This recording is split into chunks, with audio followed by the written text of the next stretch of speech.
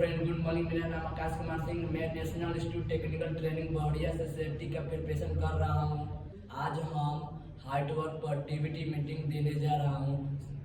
Hello friend good morning. मैं आप सबका एचएससी ऑफिसर आकाश कुमार। मैं आप सभी को आज हाइट वर्क पर टीबीटी मीटिंग देने जा रहा हूँ, जिसका परमिट मेरे हाथों में मिल चुका है। सबसे पहले हम जानेंगे हाइट वर्क क्या होता है। ग्राउंड सतह से 1.8 मीटर के ऊपर जो भी वर्क होता है उसको हम हाइट वर्क कहते हैं। हाइट वर्क करने के लिए क्या क्या सेफ्टी टिप्स अपनाना चाहिए उसके बारे में हम आप लोगों को बता रहे हैं। जो भी वर्कर आप लोगों में से हाइट वर्क करने के लिए सबसे पहले आप लोग के पास हाइट वर्क का ट्रेनिंग होना चाहिए और आप लोग जिस वर्क को करने जा रहे हैं उस वर्क को आपकी फुल जानकारी होनी चाहिए। उसके बाद फुल पीपी में रेडी होकर हाइट वर्क प्लेटफॉर्म पर जब करना जाना है।